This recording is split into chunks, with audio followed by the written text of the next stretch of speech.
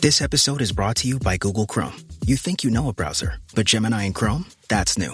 It can help you with practically anything on the web, like restoring a vintage motorcycle from a 50-page restoration blog, or finally break down that long article you've had open for weeks. Gemini and Chrome is here for it. Ready to make anything online make sense? There's no place like Chrome. Check responses, setup required, compatibility and availability varies, 18+. This episode is brought to you by State Farm. Listening to this podcast instead of doom scrolling? Smart move. Another smart move? Getting help from one of State Farm's 19,000 local agents when you choose to bundle home and auto. Bundling, just another way to save with the Personal Price Plan. Prices are based on rating plans that vary by state. Coverage options are selected by the customer. Availability, amount of discounts and savings, and eligibility vary by state. Get business done with the new American Express Graphite Business Cash Unlimited card. With unlimited 2% cash back on all eligible purchases. Unlimited 5% cash back on flights and prepaid hotels booked through American Express Travel Online. And a flexible spending capacity that can grow with your business. You'll have the confidence to keep building. Apply today and earn a welcome offer of $1,500 cash back after you spend $50,000 in qualifying purchases on your new card within the first 6 months of card membership. Terms apply. Learn more at go.amex/graphite. The biggest moments in sports are streaming live on Fox One. From MLB to NFL, Big Noon Saturdays, and so much more. Fox One brings you the games, rivalries, and can't-miss moments all season long. And it doesn't stop at the final whistle. Catch highlights, expert analysis, interviews, and the stories behind the biggest moments in sports. Watch live or on demand, at home or on the go. Stream Fox Sports on Fox One. Download the app today. Look what TJ Maxx dragged in. The Devil Wears Prada 2 is now streaming on Disney Plus and Hulu. We are digital, we are downloadable, we are streamable. The fashion event of the year is certified fresh. Pull yourself together, we have work to do. Critics say it's smart and witty and the perfect sequel. That's all. Get runway ready for The Devil Wears Prada 2 on Disney Plus and Hulu. Rated PG-13. Hello, everybody, and welcome to the Kelly Green Hour as the Eagles fell in their first preseason game to the Baltimore Ravens 24-7. And I always say we're always so thrilled and excited for preseason to get here. And then after that first game, it's like, let's get to the regular season. That's true, but there's still a couple of things, a couple of good takeaways we could take from week one, which we will talk about. I'm your host, LJ Harrell, and as always, I am joined by my co-host, Connor Donald. Connor, what's up, man? Well, beyond, as you know, a daughter with a double middle ear infection, things have been good. It's good to have football back. It's good to be talking about stuff, overreacting to stuff, whatever. But, you know, football's back, and that's all that matters. We are less than we're 20 some odd days away, 28, 29 days away. So times are getting much better. We'll say that. Well, I think we are 26 days away from week one when the Washington Commanders come to Philadelphia to face the Eagles at Lincoln Financial Field, 4:30 p.m. kickoff. Before we jump into the week one reaction against the Ravens, as always, follow us on Twitter at Kelly Green Hour. Follow Connor on Twitter at Connor10. Follow me on Twitter at LJRL54 and follow the Eagles Pinpool Network on Twitter, YouTube, Facebook, and wherever you get your podcasts at Eagles Pinpool Network. And let us know your thoughts in the chat on the game. Which players were you excited to see, and did they meet your excitement? Which players maybe outshined what you were thinking, which players didn't live up to par. And let us know that in the chat, and we will discuss. So, Connor, going in, I was really excited about Willie Lampkin. He got to start at center, moved over to guard, and it's funny when you see the comparison, and Ross Tucker talked about it, when Lampkin went to right guard and he was lined up against Markel Bell. He was about a full foot shorter than him, but man, Willie Lampkin played the part, and I think and we talked about it in the offseason, and I think I had him in our, our way too early 53-man roster. I had him on mine, and I don't think he has disappointed at all in camp. He has a real shot to make this team, and being versatile, being able to play guard, being able to play center is huge when, you have the Landon Dickerson, injury history. Tyler Steen, you never know. Obviously, Cam Jurgens, injury history.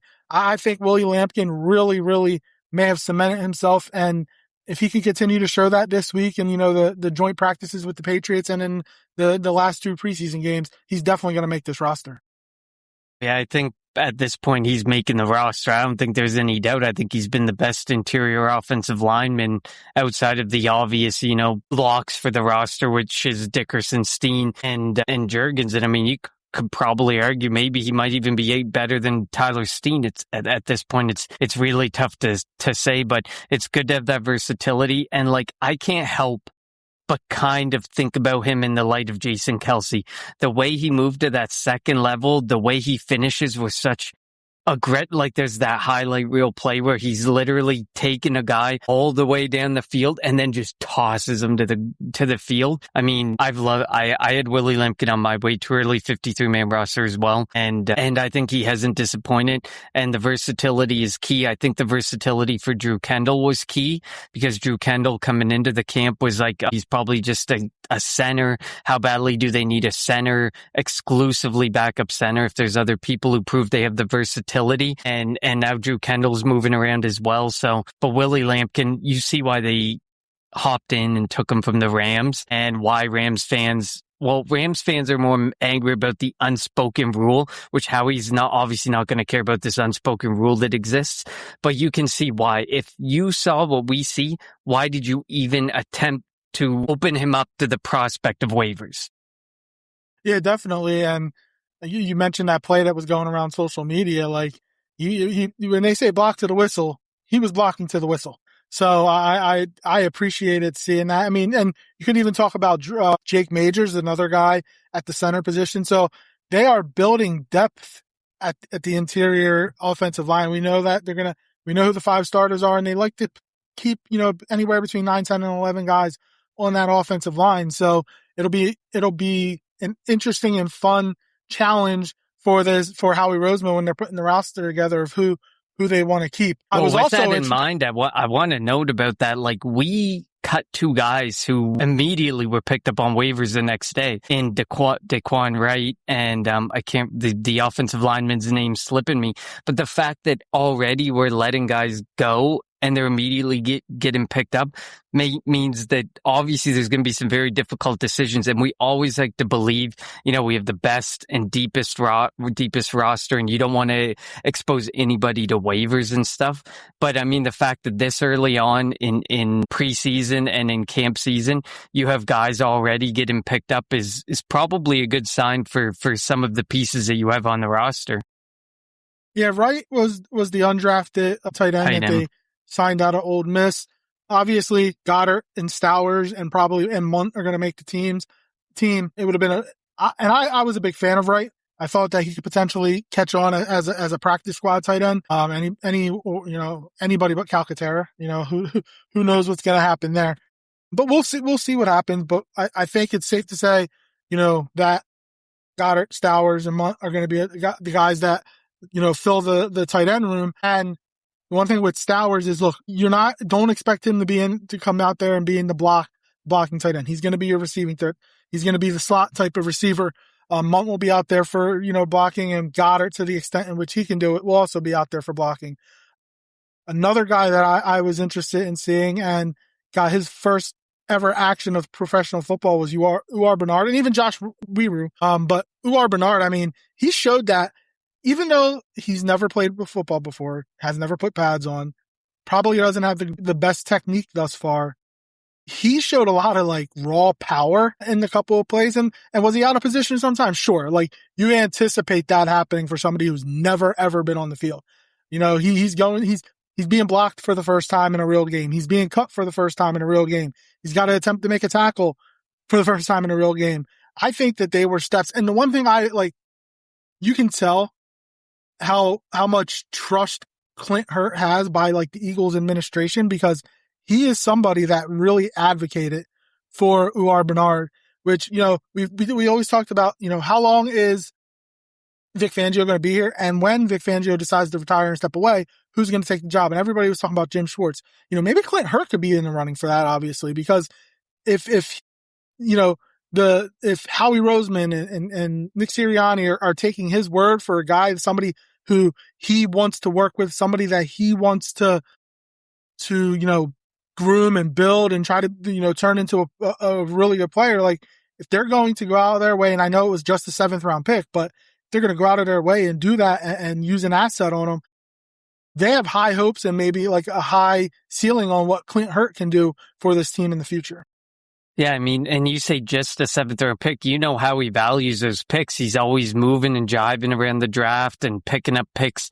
Whenever he makes a trade, he's always picking up another future or a later pick in the draft. He never just settles for rarely does he settle 1-for-1 on anything. He really values those picks, and the fact that even he would invest that when maybe there might be a confidence that they could get him as an undrafted free agent, like you said, speaks volumes. And they already let Christian Parker walk, which they're probably like, damn, I wish we could have kept Christian Parker around. But you can't move on from Vic Fangio. Obviously, that's undoubtable.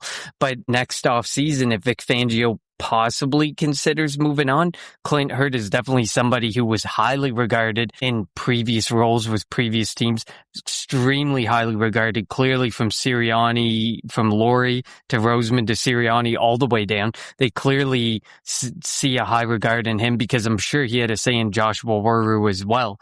And the fact that, there's so many way too early 53-man roster predictions where it's like, there's a good chance they keep both of these guys because there's the raw talent, like you said, is there. Yes, is the first play of Bernard's career kind of ugly because the guy gets stood up, but at the same point, he gets stood up in this awkward position and is still powering back this 250, 300 pound offensive lineman. Yeah, I mean, you have to remember this guy's never played a snap of football. That was his first snap of football. So I'm interested as well to see who they keep. One of them they can keep under the international program, which doesn't count towards a roster spot. The other, they actually have to keep using one of their 53-man roster spots if they opt to keep both of them.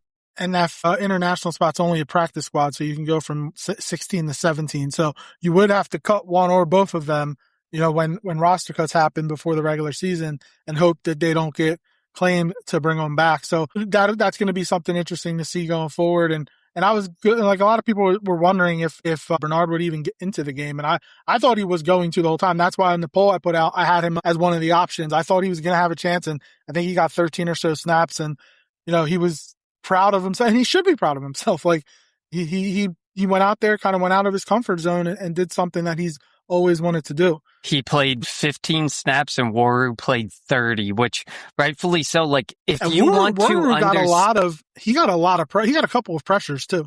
Yeah, QB hits.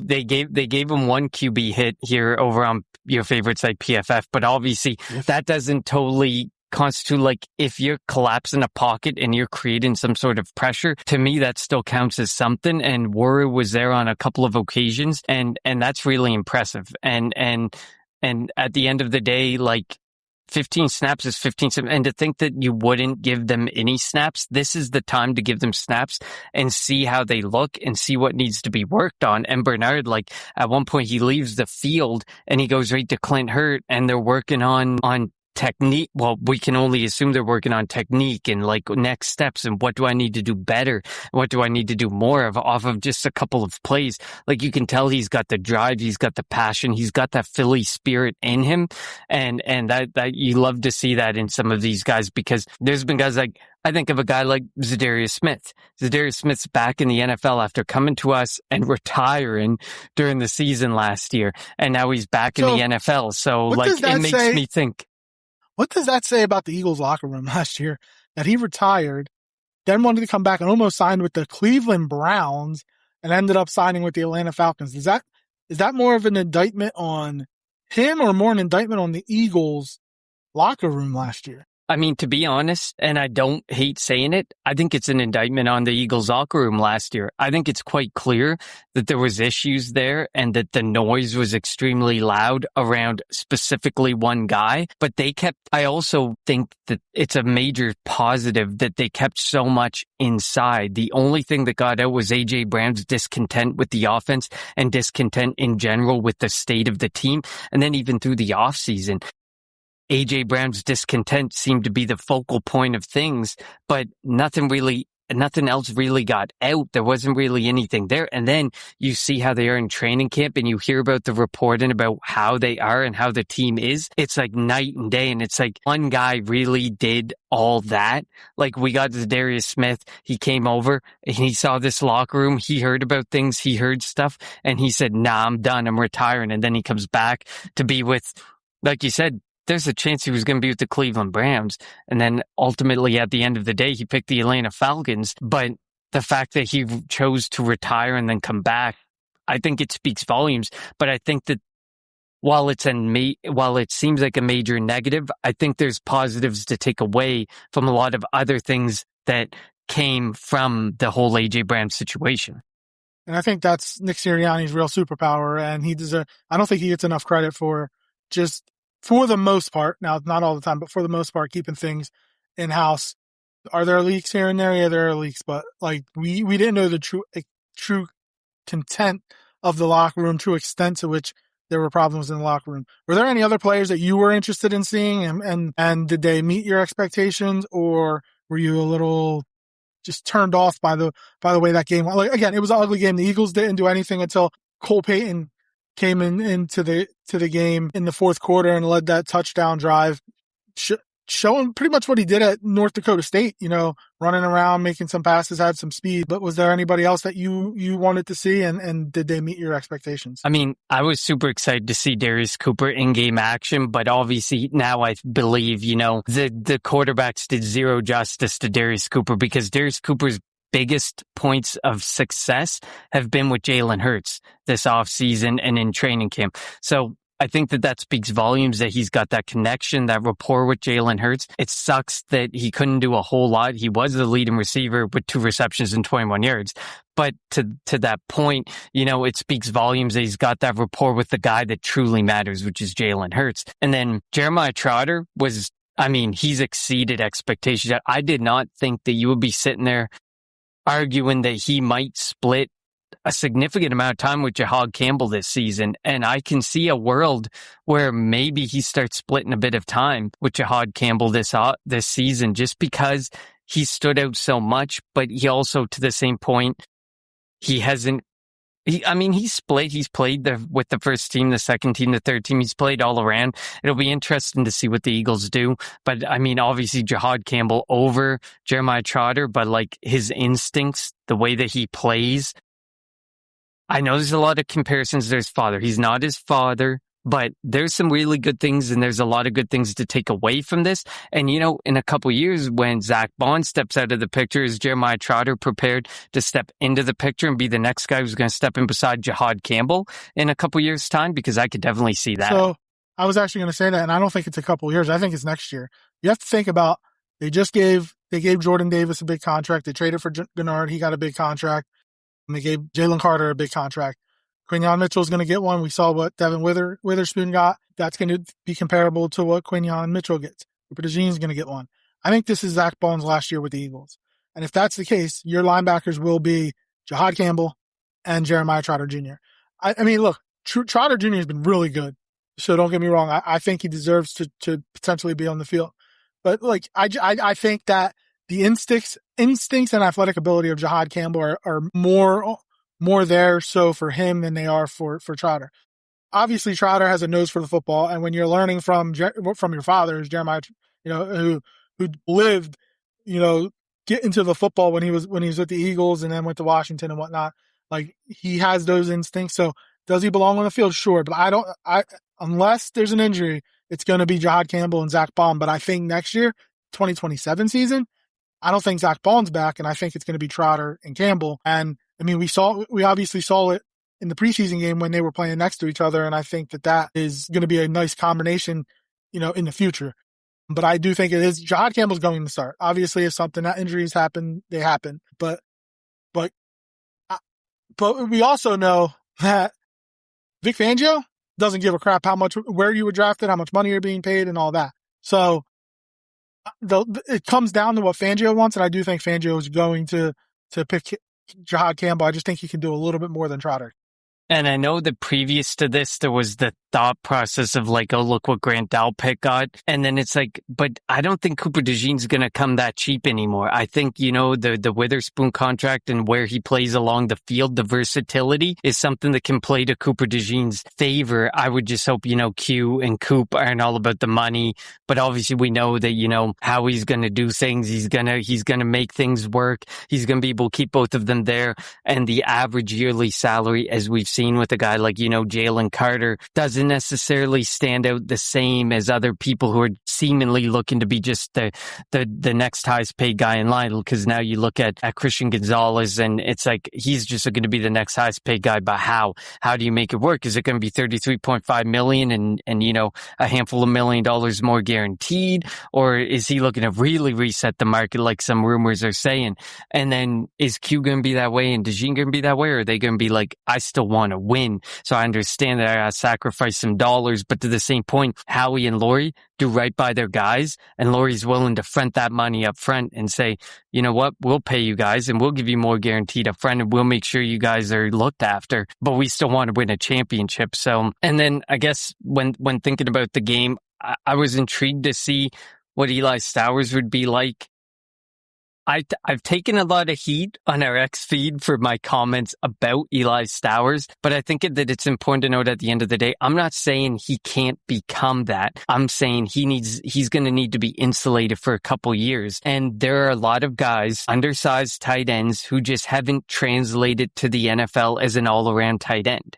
That's not to say that he can't fit into this scheme and this system. This scheme and system calls for multiple tight ends at many different times in the game. I just think, and we saw it last year with Grant Calcaterra and stuff when he had to take over for Dallas Goedert. You need a good blocking tight end. You cannot just expose yourself that way. And that's not an indictment on Stowers. That's not an indictment on Calcaterra. Sometimes you just can't do it. You just might not be able to do it. You might not have the build. You might not have the skill. And to me, the thing with Stowers right now is he just doesn't have the willingness. He doesn't have the oomph to his game that a Mund or a Goddard or other people have had coming out, because some people are like, well, Ertz was similar. Ertz was making strides heading into the NFL. And then while he ended up being a primarily receiving tight end, you could trust him in instances. You can't trust Calcaterra. You can't trust Stowers. Like, there's a big difference between those guys. And you have to remember that Stowers was 2 or 3 years ago as a quarterback. Exactly. And I agree. And that's one of the biggest things. He's 3 years in to being a tight end. I think there's opportunity there, but like the way that first video looks to me is like, you can't, if that's Jalen Hurts behind you, you can't expose him by just freezing in the moment and then being shoved back. Like, you have to be ready. Like Tank Bigsby has said, that's my guy. I'm going to protect that guy. I'm going to put my life on the line for that guy. That's what a guy like Stowers has to do. It's the mentality, it's the willingness and the oomph to be like, that's my guy back there. Whether it's Dalton, McKee, or Peyton back there right now, you got to put yourself on the line for that guy. And that's what this offense is going to often call for if this is to continue as a Sean Mannion offense going forward. And then one last note of a position I was really disgusted by was the secondary in general was just so putrid. The field was wide open the entire game for the Ravens. Mm-hmm. It was so ugly. It was so ugly. The linebackers and the secondary, like Keely Ringo held a lot as usual. Did have an interception. Jacorian Bennett got hurt. And they went out and signed Isaiah Bolden after that. So they brought somebody in that knows the secondary coach and also has kickoff return ability. So I mean, he'll have a tough shot making the team. But like, they saw that performance and were like, yeah, you know what? We need to try to bring somebody else in here. We better hope that Q, Reek, and Coop don't get hurt. That's all I have to say about that. That's all it said to me. And like, it to me, like Epps showed more value last night not being on that field than anything else. And like, you see it, like, safety is a need. The backup cornerback position is probably a need. And if there's guys out there, it probably wouldn't hurt to maybe try. I know that the Eagles like their guys, but I mean, I don't know if Ringo can make this team. And I believe that I had him making the final, my way too early 53-man roster and you didn't. But after this game, it's totally up for debate. You had a third string quarterback just absolutely roasting you through the game and you just couldn't make stops. You couldn't make plays. It'll be interesting to see what happens. I mean, I think obviously the hope and the expectation is clear that, that the secondary doesn't get banged up and that they stay healthy and then they don't have to worry about the need or the potential need that lies behind those guys. But, Adoree Jackson's still a free agent. Maybe he might sign with the Dallas Cowboys. Yeah, why not jump in front of the Dallas Cowboys and say, how about you come over here instead? But my faith was healthy last year for the most part. DeJean was healthy for the most part last year. And Reek was healthy for the most part last year as well. And hopefully that expectation can stay throughout the season with those guys. I did have Kelee Ringo in mine, and we'll see if I continue. I didn't have Jonathan Jones, but I did put him into my final one, which I've been working on. I had Jonathan Jones making it, so maybe it was me that didn't have Ringo making it, or maybe we both did, and I had Jones and you didn't. Yeah. So my final thing about this game before we jump into the week with the Patriots is, I know it was the very, very, very, very, very vanilla offense from Sean Mannion. He said we're keeping everything close to the vest, which everybody should have anticipated, but I like the fact that he was getting plays in quick. I don't think we had to burn a timeout once. I don't think we had a delay of game once. We weren't breaking the huddle with 10 seconds like we were all last year.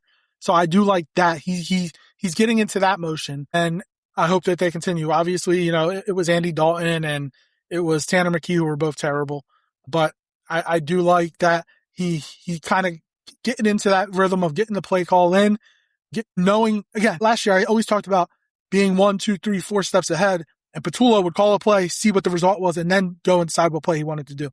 Mannion did not do that on the first time. He was on the field this week. Next week, against the Patriots, he'll be in the booth. So it'll be interesting to see if that changes in any respect. But I do like that he wasn't fooling around. He was getting the plays in, allowing the quarterbacks to break the huddle with plenty of time left on the play clock and to be able to make any adjustments or audibles if needed. So I did like that. And I was impressed in that aspect. Was the offense good? No. But they didn't show anything. They're not going to show anything. This is a totally new offense. You don't want to give the Commanders or anybody else something to prepare for. Obviously, they can look at what the other offenses in the league do because it's similar to, the Rams and the Vikings and the Packers, but it's going to be Mannion's twist on it. So I did like that and him getting the play callers in and it kind of being like a smooth, no substitution issues. Again, I don't remember any timeouts having to be wasted on the offensive side of the ball. Were there penalties? Sure. Was the offense just mundane and boring? Yes. But kind of the technical work from the coaching staff to getting the play calls in, I like that aspect. Yeah, no, 100%. The fact that, Mannion's willing to try being on the field, being on the booth and figuring out where am I comfortable? Where do I want to be when it comes to regular season to see what I need to see? And it's not that we didn't see complete nothing. We saw outside runs. We saw some different concepts that we almost never saw last season, like outside zone runs and stuff. So it was really good to see some different things. And that was Will Shipley. Imagine Saquon Barkley or Tank Bigsby getting the chance to do plays like that. Those guys can probably break off first down after first down if given that opportunity. So I agree with you with that standpoint. While it was vanilla, there was some different things, and you can see Sean Mannion's willingness to try different things, be different, and kind of move along with what he needs to move along with and do different things with that respect in mind, whereas Kevin Petula was definitely not that way. So, the fact that you can do that with the second, third, and fourth string guys in line, guys who are going to end up making this roster, probably speaks volumes to what you're probably going to be able to do with the guys who are going to be on the roster and going to be playing for you week in and week out. It's just Mannion figuring out where am I going to be the most comfortable and where can I have the biggest impact on this game. Yep, definitely. Now let's move to the New England Patriots, and the Eagles will be actually probably in Foxborough right now as they're going to be having joint practices with the Patriots for the next 2 days, Wednesday and Thursday, before they play their preseason game Saturday night. And A.J. Brown going up against Quinyon Mitchell, Cooper DeJean, Reek Woolen in the defense. It'll be the Eagles offense going up against a pretty good Patriots defense. Obviously, Christian Gonzalez and Devontae Smith matchup if Schmitty's healthy. You have Milton Williams up against, Juergens and Steen and Dickerson, the former Eagle who won a Super Bowl with the Eagles 2 years ago. So I'm definitely intrigued. And they're going to get more out of these joint practices than they're going to get in any of these preseason games. Eagles aren't going to play anybody on Saturday against the Patriots. Not going to play anybody next Friday against the Bengals. So this is where the Eagles are going to get the best look at their starters, at what this offense is going to look like against a legit offense, against a legit defense. And I'm definitely looking forward to it. And I'm really interested in comments about that AJ Brown.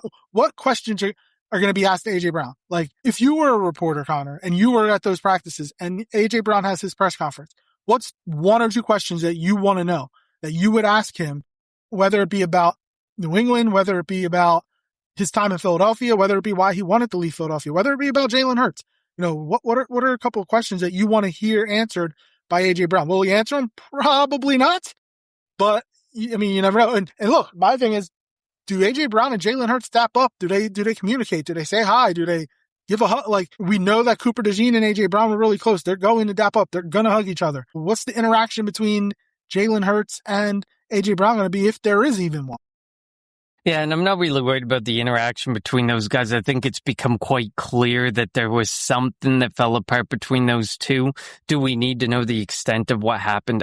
I don't really care to know, but if I was there, and I hate stupid media questions, so it's really difficult because you have to make sure you ask the right question. It would be nice to get a comparison. What's your take on being in New England versus Philadelphia? What's your vibe on the locker room? He did call New England but this was before, after the first day of practice. Like, now that you've gone further, like, he made that comment about, I wish that they would let Drake May throw more and stuff like that. So he's made some off the cuff comments that make you go, maybe, AJ Brown is AJ Brown and he is what he is. And maybe he is going to care about, don't you be looking Romeo Dobbs' way 150 times. You better be looking my way 150 times.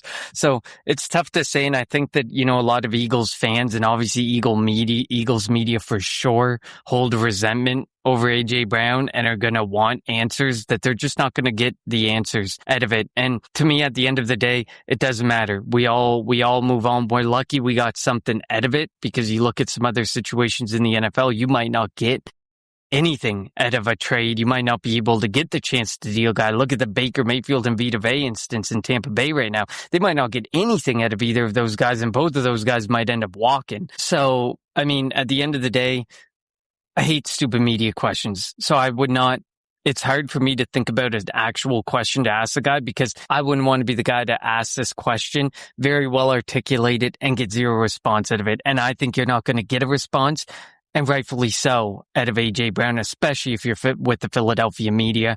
I cannot wait to see the complete outpouring of overreaction from Eagles fans, Eagles media, Patriots fans, and Patriots media on social media, because I think everything is going to be put under this insane microscope and is going to be hilarious to watch this week. And it probably will have limited to no impact on what actually happens in the season. So it'll be interesting to see. Like you said, I hope Devontae Smith can get out there and play. Mekhi Lemon, I would love to see him, but I don't think we're going to see him. It sucks. And I posted to our X feed, Wicks is going to outperform Lemon this year. And I can't wait to see how great the Philadelphia media reacts to this, because they're going to act like Mekhi Lemon was this complete waste of a first-round pick, and he has no right being on the Eagles as a first-round pick. He's not going to make it in the NFL, and I still think that Mekhi Lemon will be just fine no matter how he performs this year. I think there's such an expectation that people perform right away. Before the season even kicks off, everyone's making predictions. Who wins the division? Who makes the playoffs? Who's lifting the trophy at season's end? On Kalshi, America's #1 prediction market platform, you can trade those predictions in a live market. For instance, can the Pittsburgh Steelers win at least 9 games this season? If the Steelers do, they're currently trading at 45% probability.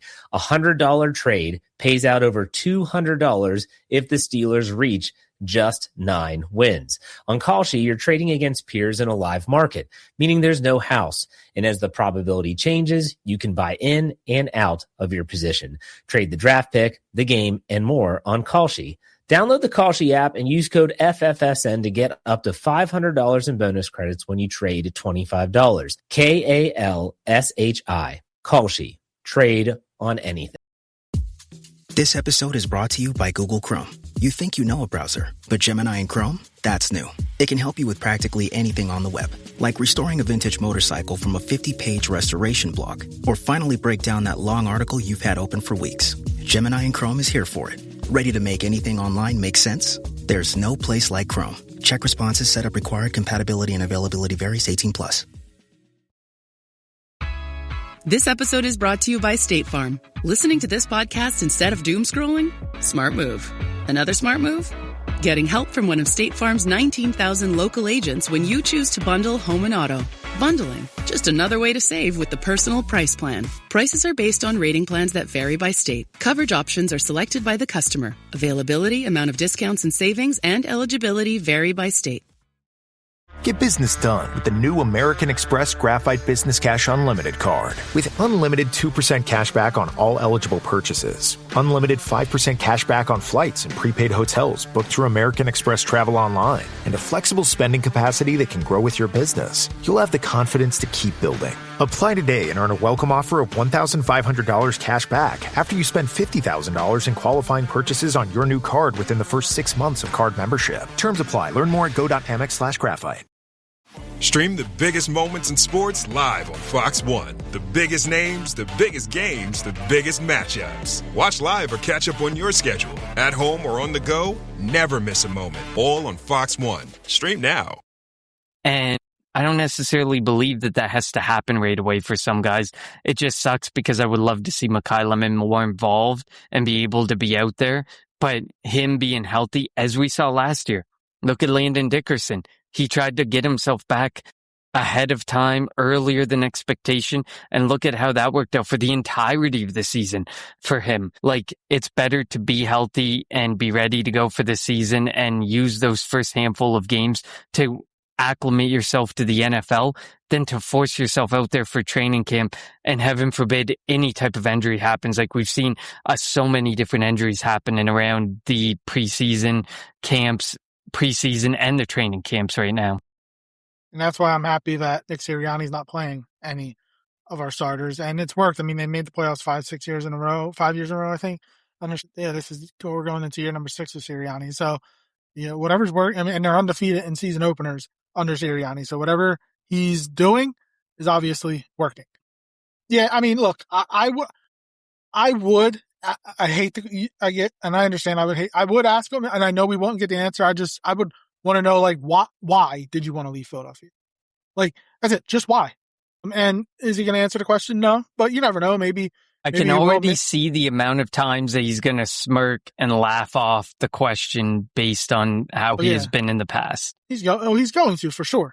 But I mean, that's all I would really want to know is, you won. His reaction to get into New England was like he left the Cleveland Browns.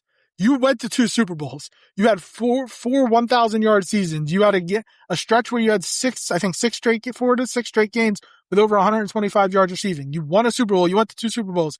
You were all pro, multiple times, Pro Bowler multiple times. It's not like he was going from the worst team in the NFL to New England, which could potentially be the best team. Like, you were going from a top-tier organization, a top-tier team. And, that's all I would really want to know.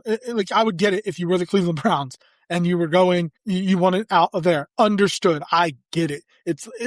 I get wanting to leave the Tennessee Titans and come into I get it. But leaving the Eagles, where you had a bunch of success, is it really all about numbers? Like, that's it. You won a Super Bowl. Is that you don't care about winning multiple Super Bowls? You just wanted to win. You got your one, and now you just want to go and get the numbers to get into the Hall of Fame. Again, he would never answer the question, but that's kind of my big takeaway. Yeah, and I'm sure you can word that question extremely well, and I'm sure that question is going to be asked 2 or 3 different ways in very poor fashion, as we know that the media is very good at doing. But there are definitely ways that you can ask that question and probe and hopefully get some sort of reaction or, body language out of it that tells you all that you need to know. And I think at the end of the day, there's some personal vendettas, some personal instances, whether it be with Petula, whether it be with Hurts, whether it be with Roseman, whoever it might be. There's some personal vendettas. And I think that A.J. Brown and Jalen Hurts, because I'm sure Hurts will be asked about his relationship with A.J. Brown and things near the end, that they'll just respectfully decline to respond to, and it is absolutely fair for them to do so, and it should mean nothing more than there's likely something there, but there's no need to take it beyond that. Because the media is very tough on players and tough on getting answers, but some things are just better left unanswered. And this feels like one of those things that's going to be better left unanswered and will remain unanswered through this handful of days that they're all together and doing these joint practices. Definitely agree with that. All right, so going to the game, the Eagles aren't going to play any starters. I highly doubt the Patriots play starters. Again, they're going to get their best work the next 2 days in the joint practices. Or one or two players that you're interested in seeing. Let's try to go off of different players than we were focusing on for the first game against the Ravens. Who are you looking forward to seeing in the game and seeing if they can kind of put a stamp and potentially find a way to make the 53-man roster? Start offensively, and then we'll go defense. I'm going with Elijah Moore, and I go there because Johnny Wilson yet again. I think he does too, because Johnny Wilson yet again was healthy at practice, missed the game, needs to be in those games. I think you can't understate how important it is. This is year 3, and this guy continues to have something that just isn't working. And he's like, that big blocking wide receiver, but he can't even be out there to show, can he be the blocking wide receiver? Can he catch a few passes when you need him to catch a few passes? He hasn't even been able to prove that to us. Whereas Elijah Moore, based on all intents and purposes of what we're hearing from camp, is doing well. He's making plays where he needs to make plays, and being the wide receiver 4 or 5, if you make 25, 30 catches on your 35 to 40 targets for 300 to 500 yards and maybe a tutty or two here or there, that's perfect. And Elijah Moore has proven capable of making plays at the NFL level, being a wide receiver that you can trust at the NFL level. Johnny Wilson, I already said it on our social media, I think it was today or yesterday, I could see some Phantom IL stint again, because I just feel like they want to find something in him. They want to figure something out with him, but something just isn't working with him. And I just cannot pinpoint at this time. I'm not at practice. I don't see what's going on. I don't see the vibe between the coach and staff and Johnny Wilson and stuff. So I don't know, because there's not a whole lot even from the media that's coming out about Johnny Wilson. It's just the fact that he missed his first preseason game started getting the media talking about what's going on. Like, this guy isn't being protected because he's making the roster. Something's up again, and that's weird to me. So he's definitely hurt. And I think like Elijah Moore and Johnny Wilson, like that matchup's the one to watch, because that's the one that I think is going to really end up being, the indicator. Do they keep 5 wide receivers? Do they keep 6 wide receivers? That is the indication to me. Do they do the Phantom IL stint with Wilson and keep 5 wide receivers and or 6 wide receivers? Well, because it could be the difference between 6 and 7, honestly, because I have it as Wick, Smith, Lemon, Cooper, Brown, and Moore or Wilson. Could they just Phantom IL Wilson to have the chance to keep Moore and see what happens? I don't know. That's the one that's a matchup that intrigues me right now. Yeah, it's going to be intriguing to see how many wide receivers they do keep. Mine is, and I don't even know if he's going to play, and it's because I wanted to, and I know I'm going deep into the depth chart, but we know Saquon is the starter. We know Tank is the backup, and Tank should probably get 30-ish%, 35% of the carries just to keep Saquon healthy going into the stretch of the season later on. But I want to see Dameon Pierce. He didn't play. I think he's hurt. I'm tired of seeing Will Shipley, personally. But also I'm tired of seeing Quez Watkins on the field. They need to stop with the Quez Watkins thing. Like, I get it. It's camp, but like, why was he running with the first team the other day at practice? A ball that Jalen threw got picked off that was targeted for Quez. Just stop with the Quez Watkins thing. But I want to see Dameon Pierce out there. I don't know. Again, not sure what's going on with him. I don't know if he's going to play. He didn't play on Saturday. It'd be nice to see him get some carries, see what he can do in this scheme. Because I think that he could potentially offer more than Will Shipley could, but at this rate, it looks like Shipley's going to make the team. But that's my guy on offense. On the defensive side of the ball, it's a great, great question.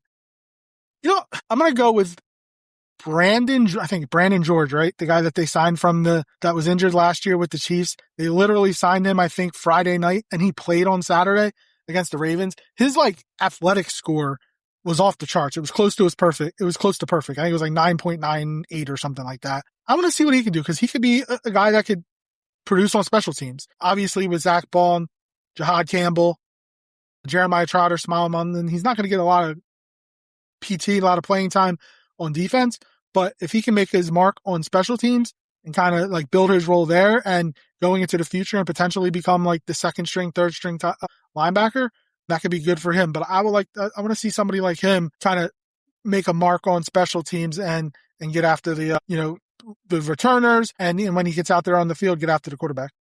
Yeah, just looking up Quez Watkins. Quez Watkins was the worst graded special teams player, and all he did was return kicks. So that just tells you all you need to know. And then, of course, Quez Watkins played 0 snaps he played snaps, but he had no pass go his way as a wide receiver. So I think that tells you all you need to know, that there wasn't even a pass go his way. He played 21 snaps. 18 of them were on passing downs. 3 of them were as a run blocker, and he didn't have a target go his way. So, to be fair, though, the passing offense was really bad on Saturday. It was really bad, but if it's really bad, you should be able to at least give Quez Watkins just one look. But I agree with you. I think, the Philadelphia Eagles front office stands by some guys, and Quez Watkins feels like one of those guys. Britton Covey, feels like one of those guys, and it just doesn't feel like those guys are meant to do anything more. And I've said it about Britton Covey I don't think he can be anything for this offense, and people have come back at me on social media and said, well, how could he be part of that with A.J. Brown and Devontae Smith? And it's he's played week 18 meaningless games and done almost nothing.